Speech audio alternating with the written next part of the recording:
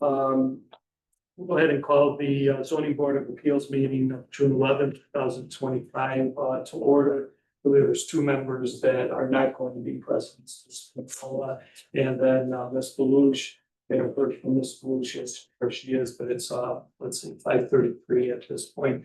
Meeting typically starts at 5:30, so we waited to do that. So if you want to go ahead and call the roll, please. Pizzero, Present.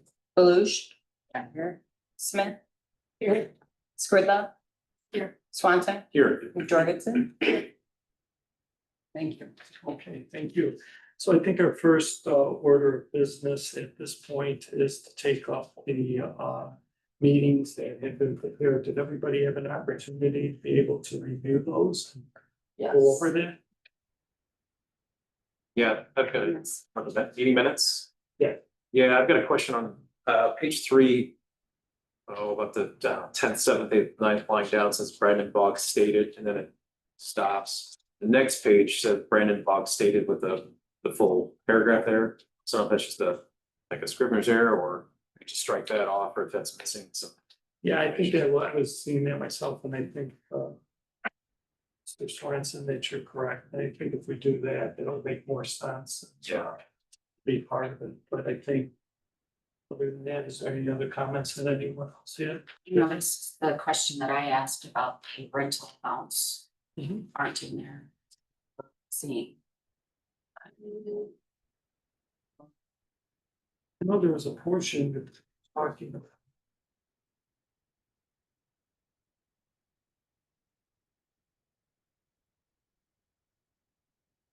Trying to find a portion where you were talking about that because you were asking some questions. You know what page that was? Looking real quick here. There's some other questions that you were asking. Yeah, I asked about the wheelchair accessibility and the Right. name of the property. Those are. I thought I saw it in the second draft of the minutes. There were two. I can't find it. Who was?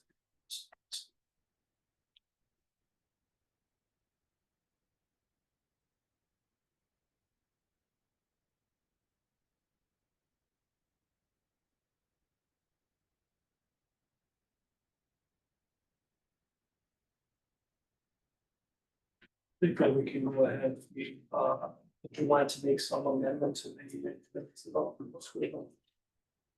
the questions that you asked. I remember that you were asking something and Mr. Pipitone was indicating what there was, and I think that you also had a question about section 8 house. But there was, it's, Low income. housing. yeah, low income and section 8 subsidies. Mhm. So So none of that's in here.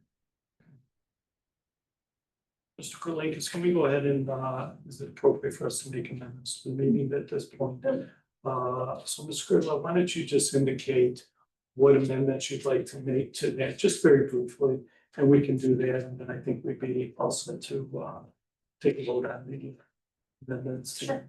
I had just asked Mr. Pipitone what the rental rates or approximate rental amounts would be, and he stated between 17 and 1900.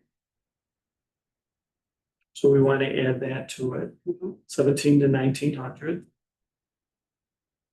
And then did you want to add anything about either section 8 or the low income? The comments that you had asked about that. Yeah, I also had asked him if it was going to be a lower income housing. If he was going to accept low income vouchers, but I think most of that just depends on his rental requirements, minimum requirements. Which is up to him. I have a question on rentals. It's the tenant's going to be responsible for mowing and landscaping, or is that going to be? You know, I'll interrupt you really briefly. So this is just the minutes they're going over, but I think they'll be presenting again, so you'll be able to ask the applicants and ask some questions. But yeah, they're here, so we'll be talking about that. That'll come under all. Do that. Okay, so Mr. Swanson, you indicated that we just want to strike that one portion on the third page. It said Brandon Boggs stated. So if it's kind of like, just don't really taking that out doesn't reflect anything.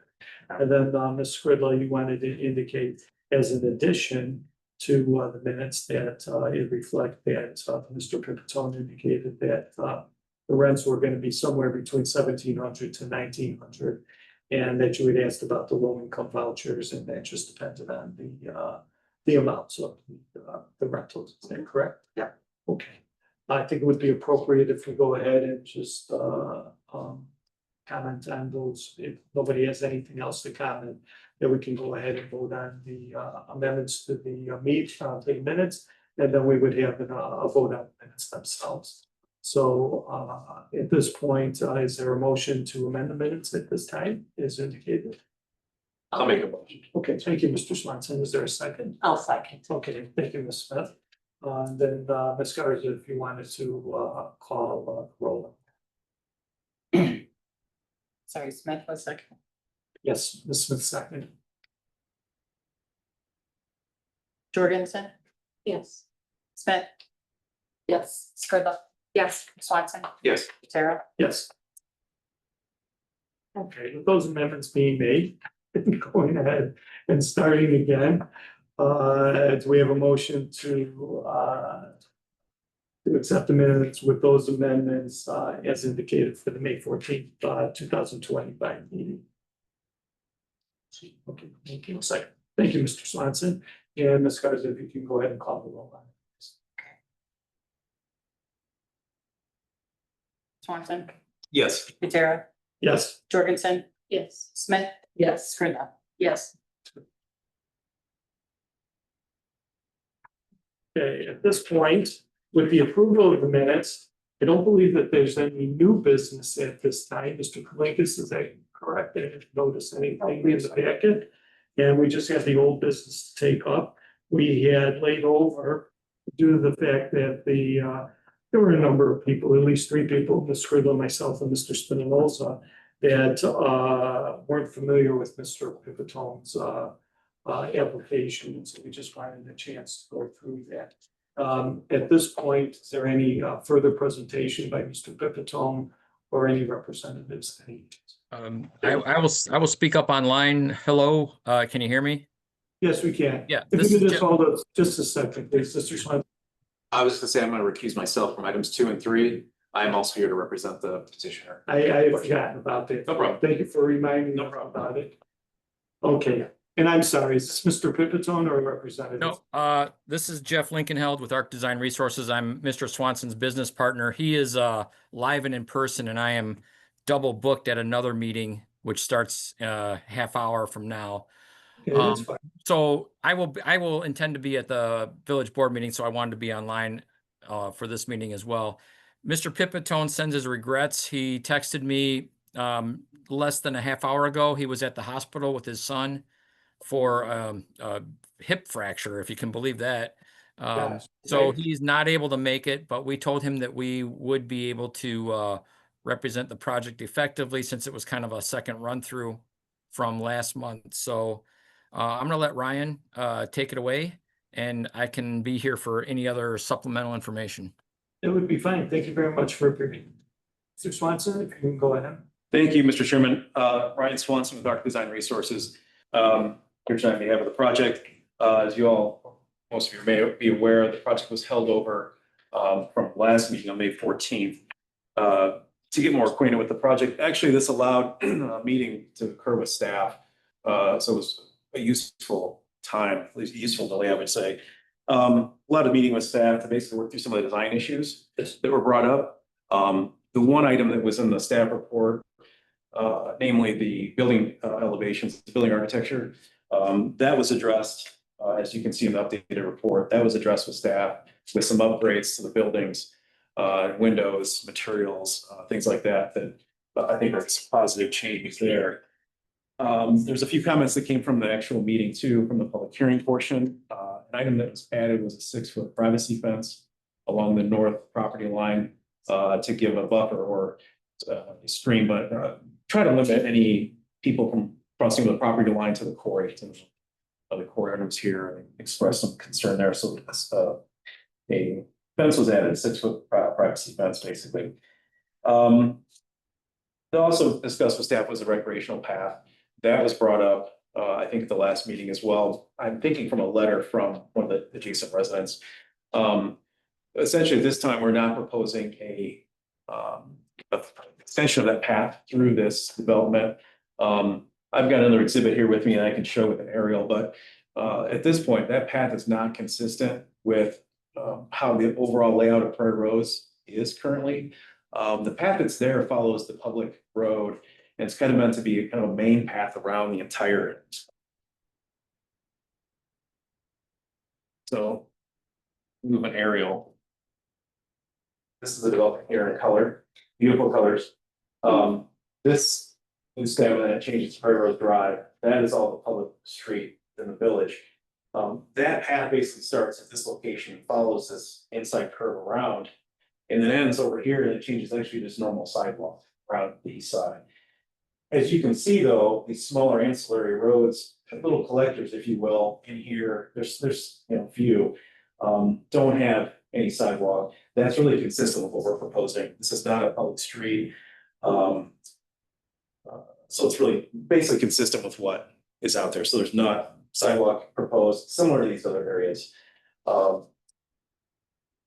At this time, and staff generally agree with this as well. So that's what we'd like to proceed with.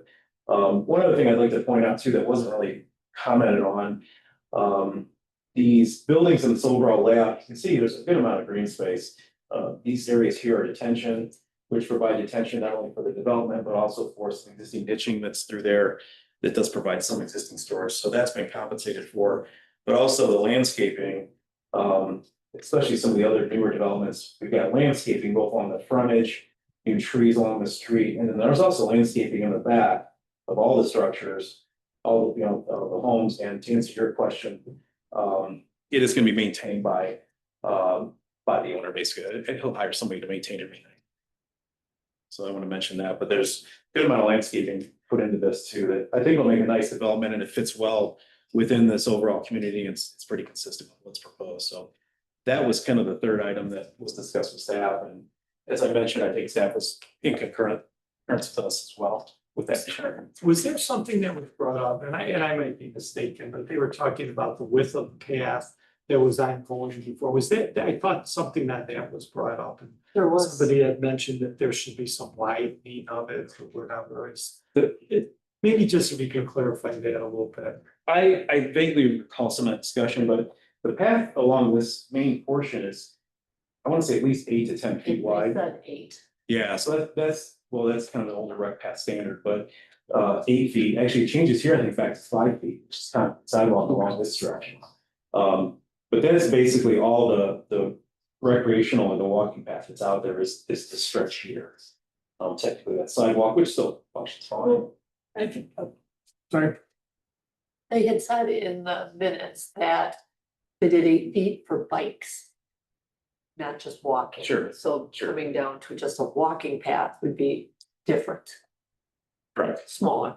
It would be, correct. Yeah, that's correct. Like I said, modern standards for a bike path usually 10 to 12. So it's definitely narrower, but it's really just following the inside of this main road for the overall development. Like I said, there's no other walks or anything within the other portion. So that's where we feel we're being consistent with what's there. I can address that too. So after we actually met with the applicants too, we went back to more older records. We went and found other records in our archives and our vaults back to, I've got a letter here from 1998, when this whole development was initially the first time around. And it does answer some questions that were sort of people's fuzzy memories, because we heard all those comments and we got those letters that came in about the bike path and the recreational path. So when they came in originally, the village code would require to have sidewalks around where the roadway was, that private road. Originally it was a private roadway, there was community there throughout that whole loop. The developer, Mr. Gillig, at the time, I think he actually sent one of the letters in too, actually requested an exception as part of the PUD to go from sidewalks on either side, so double, 2 sidewalks on each side of the road, they actually requested an exception to make it an 8-foot recreation path through that whole area there. And part of the village's approval back in 99, was to say, okay, we'll allow you to do that. You need to put the whole pathway through the whole loop here. And then it needs to be, it'll be maintained by the homeowners association. Because that came up, we heard that at the last ZBA meeting, that they're maintaining that. That was part of their agreement as part of the PUD and some of the permission they had to make exceptions to the code at the time. Was that this would be a privately maintained bike path, recreation path. But that they would record a public easement on it for public use easement. So that's why they're saying, oh, the public comes on this path, but we're maintaining it. That actually is correct. That's what they agreed to do as part of their approval process back when they originally platted the property. So that is a public easement on the path, so it's public useful recreation path, but it is privately maintained. And that's why also there's recreation path there, not sidewalks on both sides all the way through.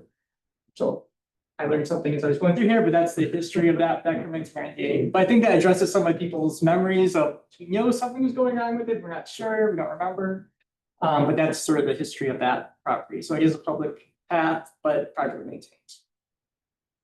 Then I just had a quick question, maybe I'm just not listening close enough. Then as far as the actual units, where they're at, is there gonna be the walkways in there, or is that just gonna be drive or just roadway?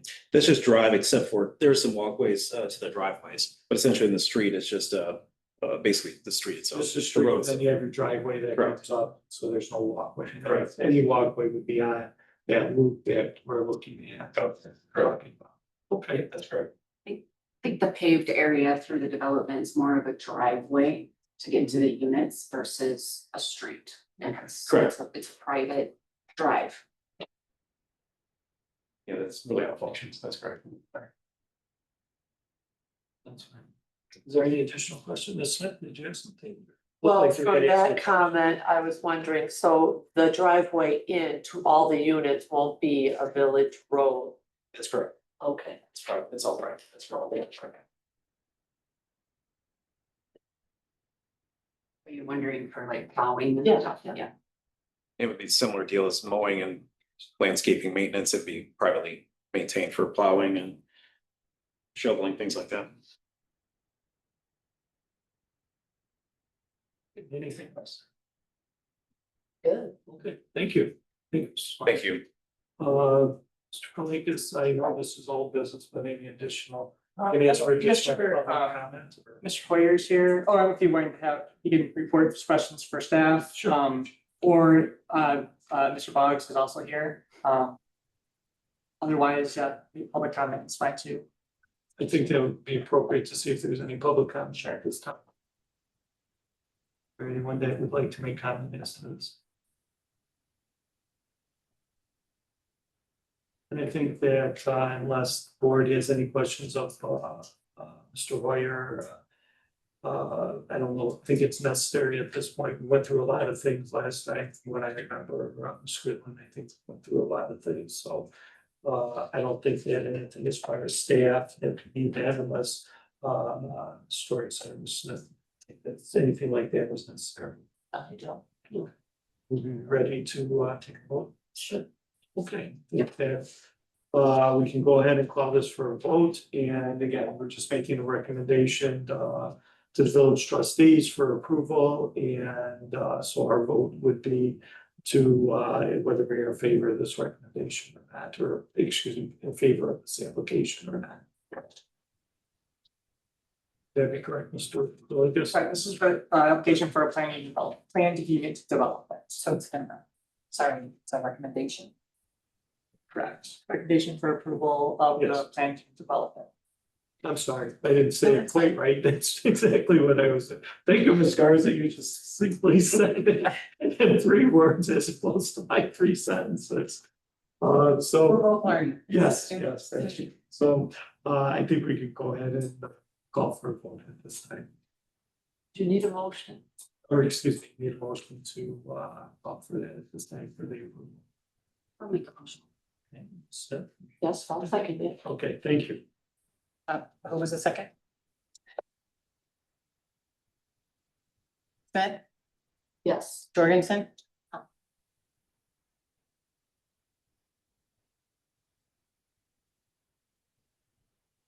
Scribbler, Yes. Buterio. Yes.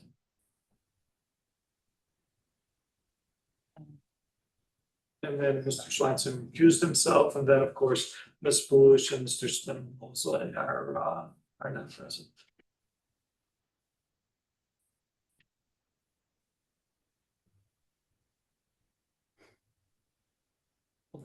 We'll also move on to the next matter. It's approval for a tentative and final plant of Prairie Garden Plant number 3. And Mr. Kurlinkis, maybe you can remind us a little bit of what this was. I think Mr. Hoyer maybe, or Mr. Boggs can go over. Oh, I see him online there. Thank you. Yeah, I can give a little bit of an overview. This is pretty much the same. This is the same development as the PUD that you guys just voted on. This is just going to take all the area right now is divided into I believe 13 different parcels. This would just be combining it into one, so that it's one parcel that's owned by the applicant and would be what this new development is developed on. It fits all of the dimensional standards for the district in which it's zoned as and everything. This is just taking it and combining it all into one. I don't know, Brandon, if you're on, do you have any comments to it? Right. Yeah, I can just let the board know that there are some minor comments, mainly text updates and noting that need to be completed as a part of the full plat approval, but there's nothing really preventing staff from recommending approval of the tentative and final at this point. Just some minor text comment updates that need to be completed before full board approval and recording at the Winnebago County Recorder's Office.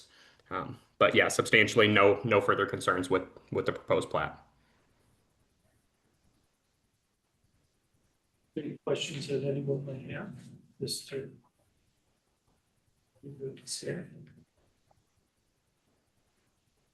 And we have a motion to vote on the approval of this tentative and final plan. Okay, I can second that.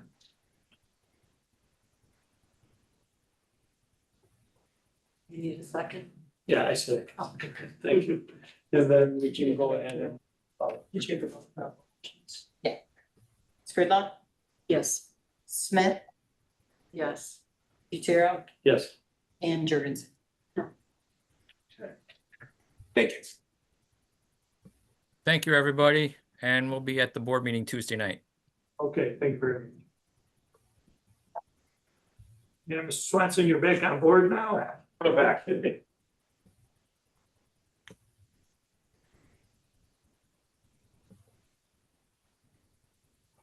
then the next order of business, really old business, of the amendments to Article 3. The zoning regulations.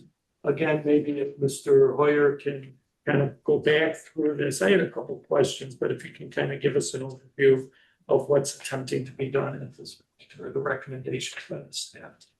Sure. So this is something that's kind of been kicked around, talked about with kind of internally with staff here for about a couple months, and then with a few applicants that have come forward in recent time as well. This ordinance amendment would do about 3 things. It would first create a new residential attached zoning district for low density single family that is attached. So your townhomes, and things of that nature. So that uses bulk standards from across the area. There are a few, Mount Prospect and I think Belvedere have similar districts that they use. So taking the standards from there, there's been that's what's been implemented for this new district for the village. It also cleans up some of the architectural design standards in the code as well, and not just for this new district, but for the R1 and R2 zoning districts as well. It creates a stipulation that garages cannot protrude further than the main plane of the front of the house. So it kind of eliminates that snout house thing that's kind of an architectural point of contention in some communities. Some people want to prohibit them, and other communities we work with, some people want to just kind of let them be and let development be development. It requires a little bit more more scrupulous use of trim on some windows and doors and things like that to kind of create a little bit more intensity in a little bit more intentional use of facades. And then for this residential attached area, each townhome unit would be required to have a minimum of 100 square feet of private outdoor space. So a yard or patio area to accommodate decks or grills or things of that nature. So that would be the first main thing that this ordinance amendment would do. The second thing would be a modification to the minor land use regulations in the subdivision chapter of the code. And this would allow the village to do minor land divisions like a certified survey map is what's done here in Wisconsin, but the village would be able to do minor divisions up to 4 units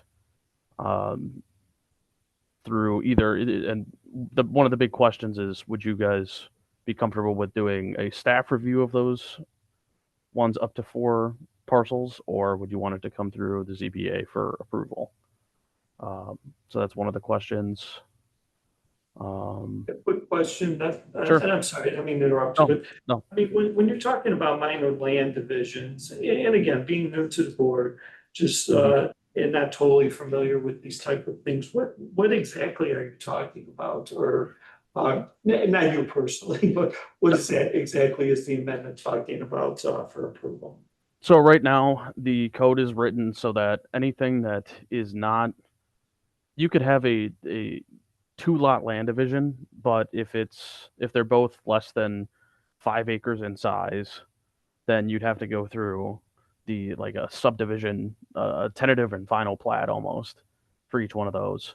Now this amendment would allow kind of a shortened version of that, where the applicant could come through and, again, up to 4 parcels, they could do something that's almost like a boundary survey, or in Wisconsin we call it a certified survey map, which allows them to divide up to 4 without having to go through the full tentative and final plat processes.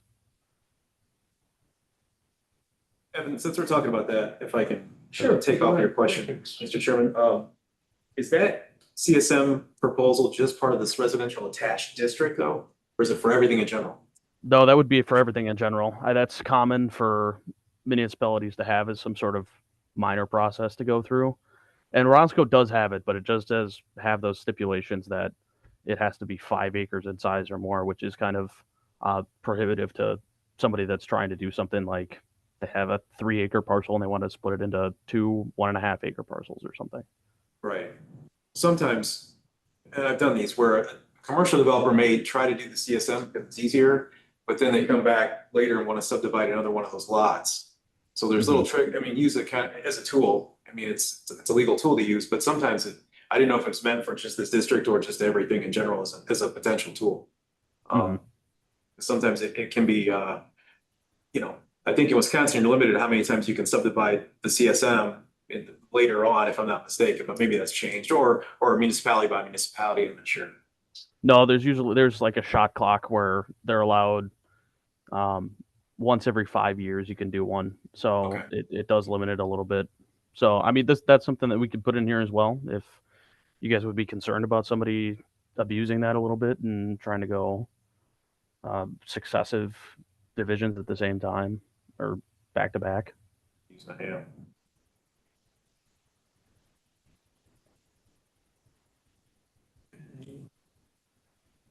I think what everybody's concerned would be that, that next question that you had as to whether that needs to come before the zoning board of appeals, as opposed to staff just undertaking that. And I think that, I don't know what feelings are for everyone on the board, but being able to.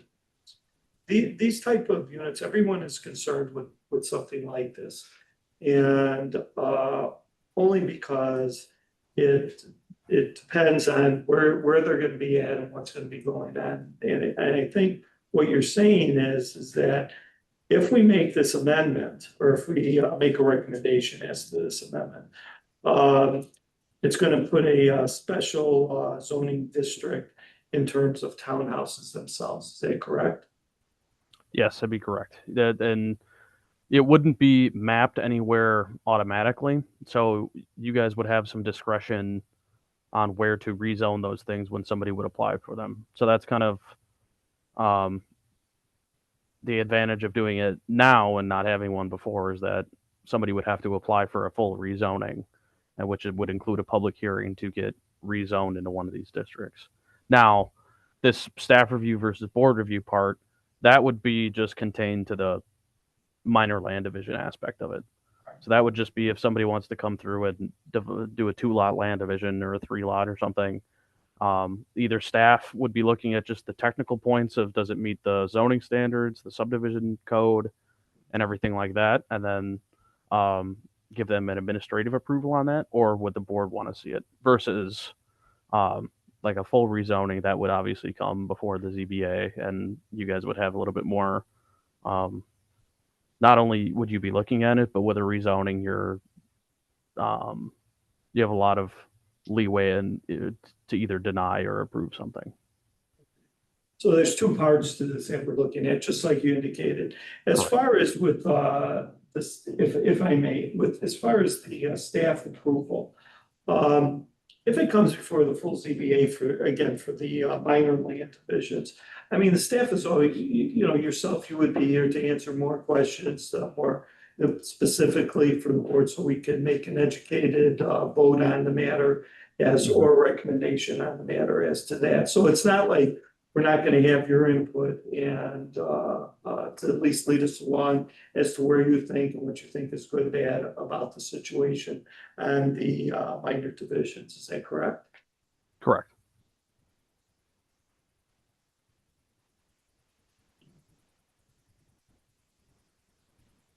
And then as far as what Mr. Swanson was indicating about the application of all of this towards every type of, and I guess I'm saying it right, but every type of zoning requirement, that this would be something that would be fully across the board, not just limited to the residential. Is that what you're saying? Or Yes, this could be used for a minor land division. This could be used for anything: commercial, residential, industrial.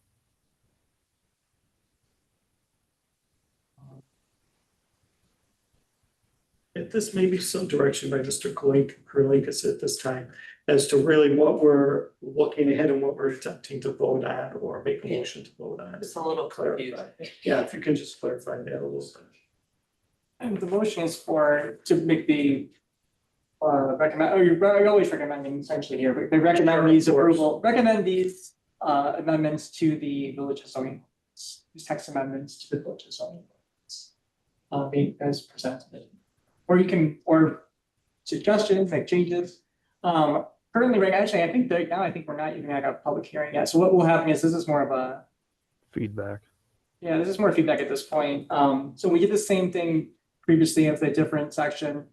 So this will come back to the ZBA for a formal public hearing. All right. So it's really, if there's any changes you want now, or any suggestions, or any really feedback to Evan, to myself, to Brandon, to anybody.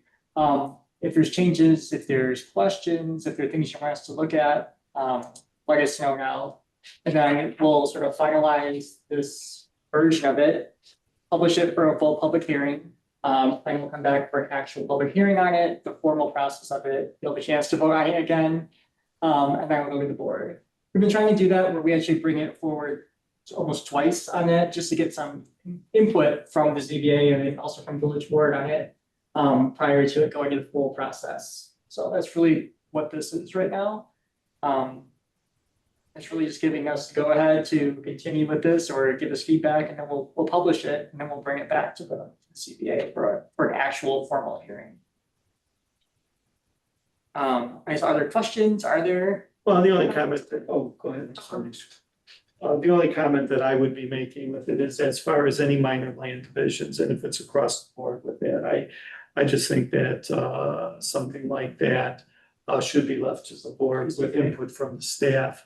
So we can always ask questions and have some guidance as to that. But I think it's a pretty, even though the term is used minor, I think it's a little more than minor. And I think, you know, as far as that definition, and when you get into a situation where internally things are happening without any public debate or comment by. I think most of these are probably for exception parcels, so they're happening anyway. We have so it's giving us a little more control over it, but yeah. we can Okay, that's what we're trying to figure out. bring it to it, yeah. Right now we have. We give us more control, the village more control as a whole, whether it comes to the ZBA to look at and discuss, whether it's, you know, staff doing it. Right now, we're getting a lot of those we are having where people are saying, oh, here's our plan. We've been good about catching most of them and being able to review them and say, okay, we need to see. Does the split of these two parcels, is this parcel going to be conforming with village ordinance? We had one recently like that where we caught it and we made them sort of readjust their boundary lines because they were the way it would have resulted in, and we really didn't have to say on it. When we resulted, it'd be a parcel that's too small under our current code. Okay. Because right now with the county for those splits, the county will look at those usually and just sign off on them, you can combine and reattach, attach and split. So that's really what this is for, is getting sort of a procedure and sort of a rules. But that's sort of the developers and public know a little more about what they need to do. This is more just a procedural question. You know, obviously, this takes a little bit of work on part of the board members, because when a development comes or an amendment comes, or any kind of request, that you really have to kind of bone up on what the actual rules are and what the requirements are. And of course, you know, Mr. Hoyer has it more at his fingertips than anything else, because he's dealing with it each day, just such as you. Is it appropriate that that the board members are able to make inquiries to the staff, Yeah. so we can get clarifications? Very much would Okay, like that, yes. okay, because that's an educational process. Yeah, So when we in come reading it, here, I felt like it was loosening, but it's good to know. It was tightening. It's We had a currently lot. there's not, well, there's two parts, right? So it's, well, I guess both of them are tightening, both sections are tightening it. But currently, right now, we really don't have a lot of, I think we got like maybe whole sentences in the code that talk about if you're doing that split, that either parcel combination or divisions of some sort. And that's what it should be.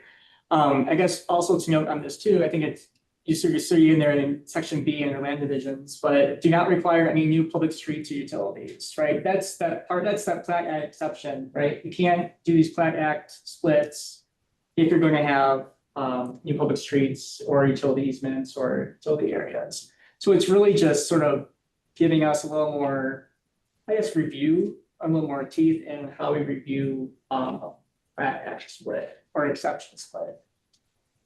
That's really what this portion is for. and then Mr. Hoyer, what you've indicated, the text amendments here, the redlining and everything.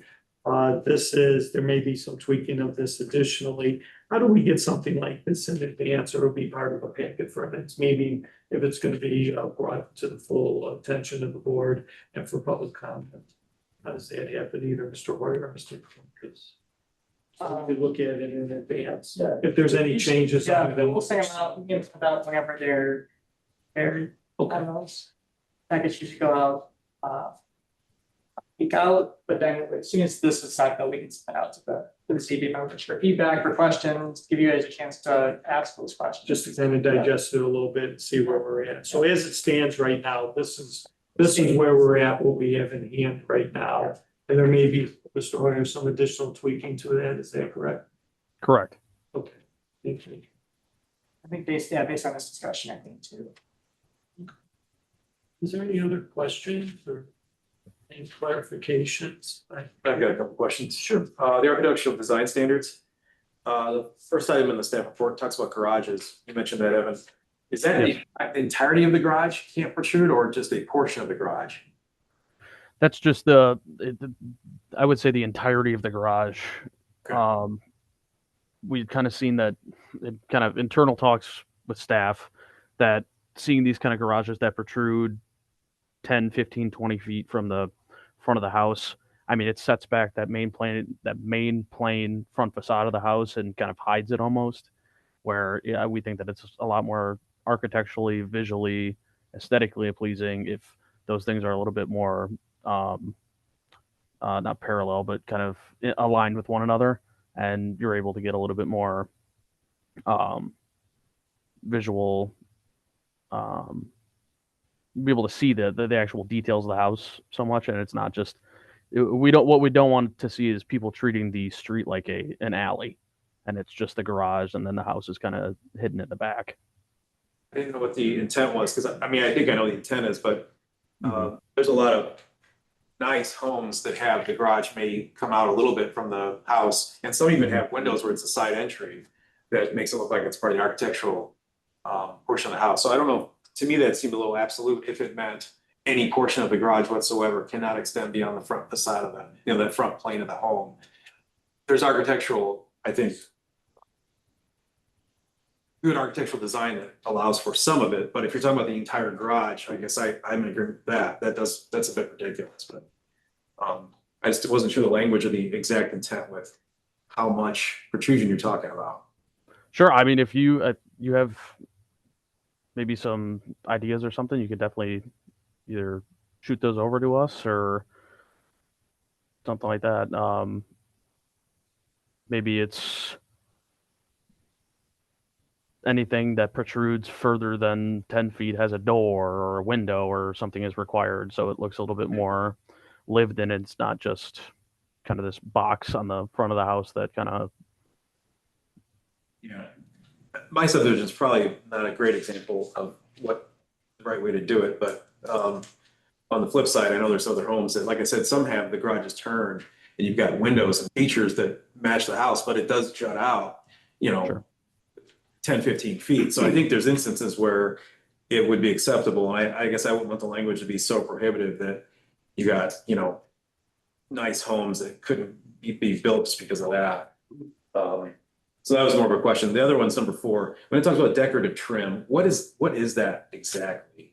Windows, doors, and garage doors. What is that supposed to be? I think we just want to see something that's a little bit. It doesn't have to be super ornate, but something that kind of definitely differentiates and kind of signifies and kind of designates like the outside of a window or the surround of a door or kind of the surround of a garage door, so that we don't want to see these kind of things blend in, and we definitely want to see it a little bit more articulated in the facade where those entrances and windows and things are. I mean, that's just something that we found that other communities have done, where it's really kind of enhanced kind of the aesthetic look of everything, and that everything looks a little bit more intentional rather than these things blending in where you see like almost like a sea of beige or like a sea of colors that blend in, that things don't look as articulated or kind of separated. I don't know if that makes sense. Like a trim that's a different color that stands out a little bit, something like that. Yeah, definitely a little thicker too. In the way that I don't want to see like 1 to 2 inch trim around everything. Definitely something that's 6 inches or something that, especially depending on a garage might have larger trim than a window, Right. but Right. something that just sticks out a little bit more and it looks a little bit more intentional rather than 1 inch trim that's a hue darker than what the siding is. Okay.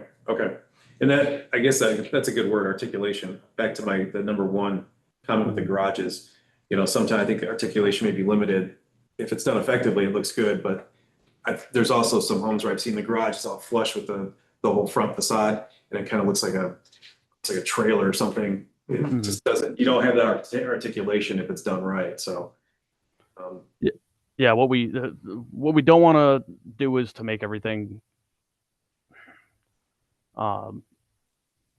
It can be done in line and it can look good, or it can be done with articulation and look not so great. I mean, that's the problem with design standards, is it's not always one size fits all, Right. but there's definitely a negotiated ground that each community has to make where they say, what do we want to see? What do we think will work? What do we think won't work? And what do we want to see more of? So this is just some stuff that staff and I had put together that we had heard from residents, builders, developers, neighbors, and things like that. And that's kind of what we had. But this is obviously up for you guys to do some feedback on tonight, and I think this is good. I just like if there's flexibility, I guess, you know, that the village has to work with something if it looks good. If it doesn't exactly meet that strict wording somehow, that's all. I understand the intent though. I mean, I think the overall intent's good, so that's all I had for a question. I just had one other question, just kind of a little follow-up and as part of this discussion. If board members, if we have questions and to be answered, or explanations or clarifications, and if, in turn, if we have other recommendations, Mr. Kalinkas, does that have to be done in a public forum? Or we would have to say what our recommendations are? Or is that something that we can make to staff and then they can bring it up and say, the board, a board member contacted me, name wise or whatever? How is that done exactly? Just depends when we do it, and this is our initial draft. You can certainly get those questions answered. Yeah. We'll always talk about them publicly eventually, and bring those Okay. forward. But yeah, if there's things you're interested or questions you want to make changes to, yeah, letting us know. Look at those changes in there. But then, yeah, they'll be addressed and they'll be brought back out.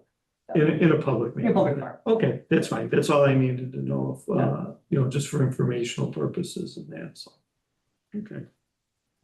At this point, is there any other questions or any other comments that need to be made? I think would be appropriate to ask if there's any public comment. Okay, thank you. It's Mike Simons, 7482 Deer Crossing. I'm a constituent and also a board member. Just wanted to welcome Carla Jorgensen to the board. Thank you for doing this. It's really a volunteer position. I also want to thank the whole board. I'm very impressed with you guys. This is not a position where you run for election. You're doing this. It's yeoman's work, right? You guys are doing stuff that's behind the scenes.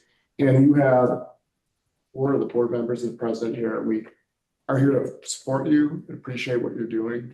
I really like the way you guys are handling things, asking questions, not making rush decisions. I was new too. So when you get on these boards, it's very difficult, but it seems like you have some subject matter experts as well. So it's a nice mix. I'm very happy to see what's happening. And I don't ever want you guys to feel like you're rushed and you can't lay something over. If there's something that you have a question about, or, the same applies to us at the board, right? And if we don't feel comfortable, don't have a question or something else, we don't want to feel rushed. I understand if there's times where you have to get things done, but I don't want you guys to feel like you cannot do that. That's something you should be able to do, but you have our support and we thank you for what you're doing. So thank you. Thank you very much. At this point, as to the last item of old business that we had just been discussing, at this point, does it just automatically get laid over to the next meeting until there's a presentation? This will be set for a public hearing. Future, probably next part of the next meeting. Okay, that will be fine. Is there any other business that anyone would like to bring up at this time, or that's not on the agenda, that we need to address, or something that is of a concern?